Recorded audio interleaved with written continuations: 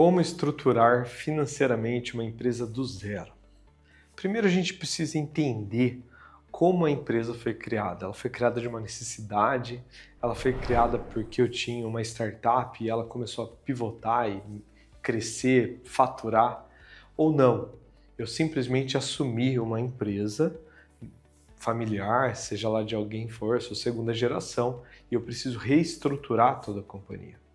Independente, a primeira etapa de uma gestão profissionalizada de uma empresa é entender se a empresa tem dados, sistemas. O que são dados?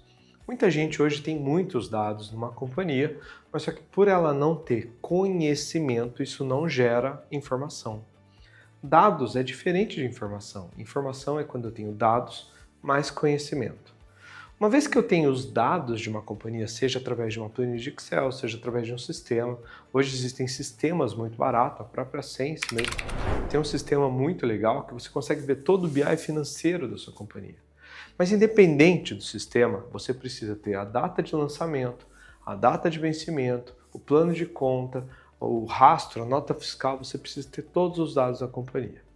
Essa é a fase que a gente começa a entender se a empresa tem processos, não tem, para gerar dados.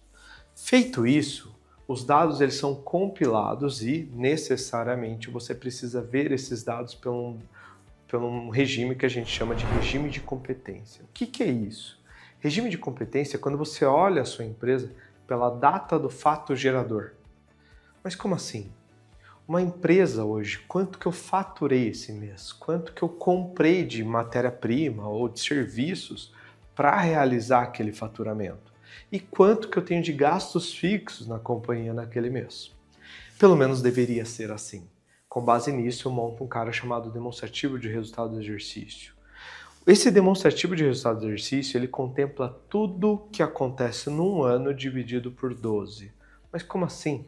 Você concorda que as férias você não paga todo mês? Você concorda que a multa rescisória, talvez, do seu colaborador, você não necessariamente está provisionando isso?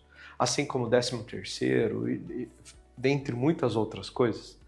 Mas, pelo regime de competência, num cara chamado DRE, você consegue ter, dentro da sua operação, o resultado da sua companhia, o lucro operacional, conhecido como EBITDA, e o lucro líquido, a última linha lá da sua operação. Ali você consegue calcular o que? O ponto de equilíbrio da companhia, quanto que a empresa tem que faturar, a margem de contribuição por produto, por canal, por setor.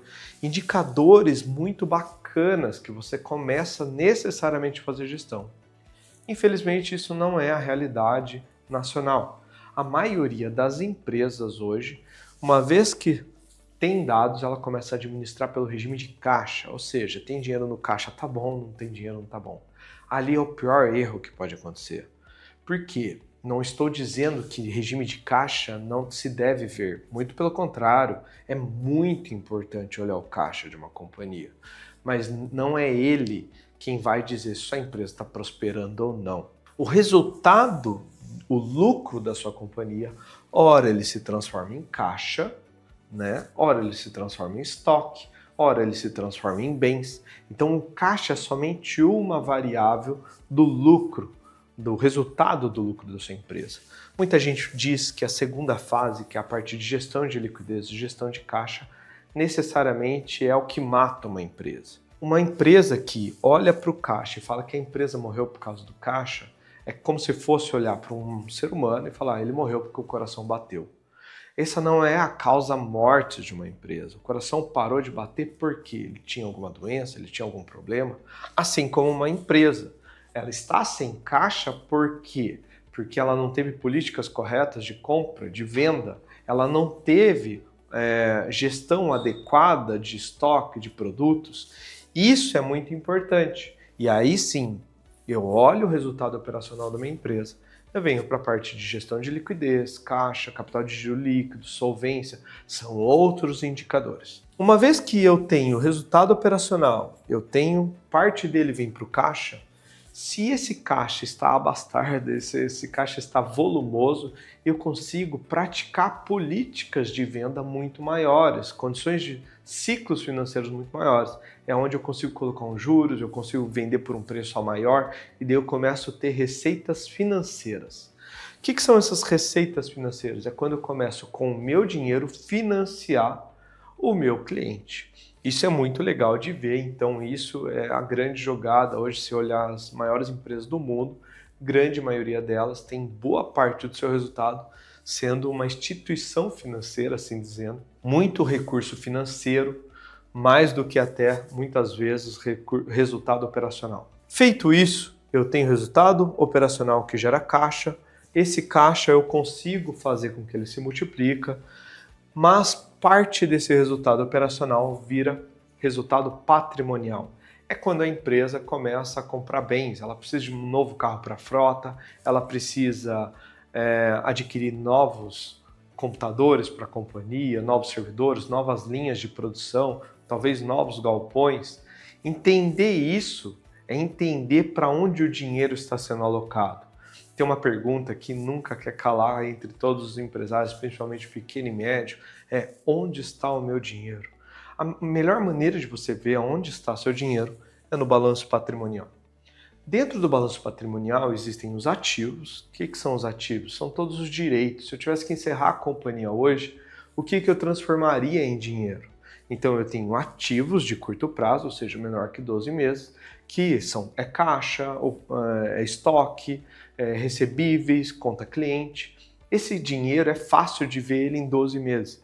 Existem recursos ativos que você conseguiria transformar em dinheiro, mas não necessariamente em 12 meses, como um imóvel, uma casa, um caminhão e assim por diante. Entender isso é como está alocado o seu recurso, o seu ativo. E passivo? Passivo é justamente o contrário. Se eu tivesse que encerrar a companhia hoje, quem que eu tenho que pagar? Eu tenho que pagar esse, aquele, eu tenho que pagar fornecedor, funcionário, folha, governo. Todos esses passivos, ativo menos passivo, você consegue ter um cara chamado patrimônio líquido, que é também chamado no mercado globalizado de equity. Aqui no patrimônio da empresa você vê se você realmente está gerando riqueza. E em que formato que ela está? Ela está líquido, ela está no caixa, ela está gasosa, ela está no brand, ela está na marca, ou ela está imobilizada em terras, isso e aquilo.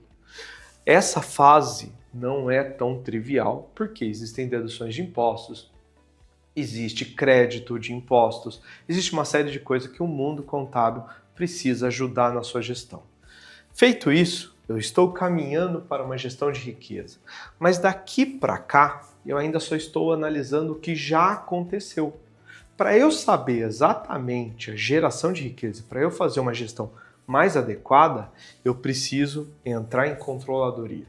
Controladoria financeira é entender a empresa por cento de custo, é entender a empresa por produto, por canal, e nada melhor do que sistema de custeio arrecadável, que é um método hoje muito conhecido, um método alemão, fundado em 1900, do qual dele derivou método de absorção, curva ABC, outros métodos de você entender a sua empresa. Ali a ciência é muito ativa, porque você precisa entender o que realmente está gerando riqueza para sua empresa. Daqui para cá é modelagem de resultado futuro. Existe até um nome bonito no mercado que é FP&A. O que é isso? Financial Planning Analysis. É modelagem de resultado futuro.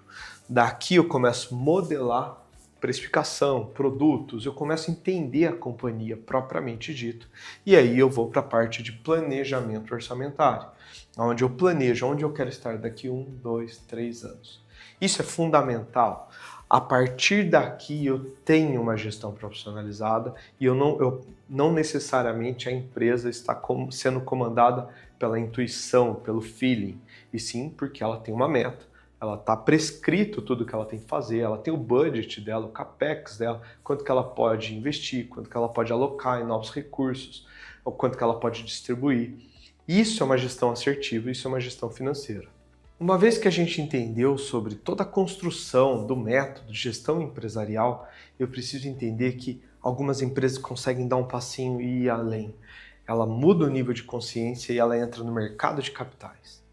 Um bom empresário já nasce sabendo quanto vale seu negócio. É a hora que ele faz um valuation da sua companhia. Aqui na Sense, por exemplo, a gente tem N modelos de empresas a todo momento entendendo o valor da sua companhia. Eu sei quando um empresário é bem sucedido, quando um empresário é bem assertivo, quando ele sabe o seu resultado, ele sabe quanto que ele está gerando de valor de mercado.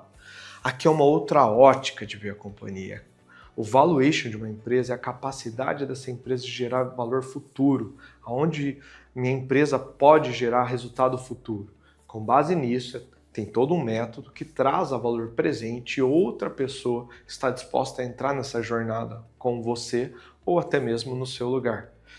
Tudo isso serve para você contratar novos colaboradores, você usa cotas da sua companhia para adquirir melhor partnership com fornecedores, com funcionários, dentre muitas outras coisas.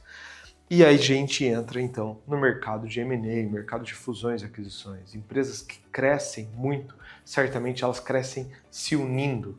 Sozinho a gente não é ninguém. Quem entendeu isso está jogando no mercado de M&A. Mercado de M&A, esse mercado de fusões e aquisições, hoje a Sensia aqui inclusive tem um treinamento de 20 maneiras de você comprar uma empresa, no qual 14 delas você não tira dinheiro do bolso. Você consegue comprar cotas de uma companhia sem mesmo ter R$1 no bolso.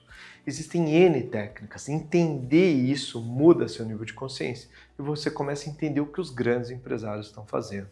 E aí que você cria todo um conselho, você cria toda uma diretoria, faz a assembleia, essa empresa tende a prosperar e crescer muito mais rápido que uma empresa que está crescendo de forma orgânica, somente vendendo e comprando bens e ativos, serviços.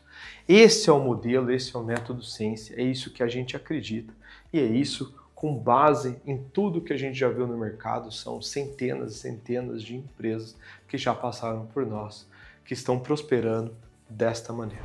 Olá, eu sou Danilo Fedel, CEO e fundador da Sensia, uma empresa de inteligência financeira. Se você quer ter acesso a todos os nossos conteúdos de inteligência financeira, educação e gestão empresarial, clique aqui, se inscreva no nosso canal e ative o nosso sininho aqui e faça parte da comunidade Sensia.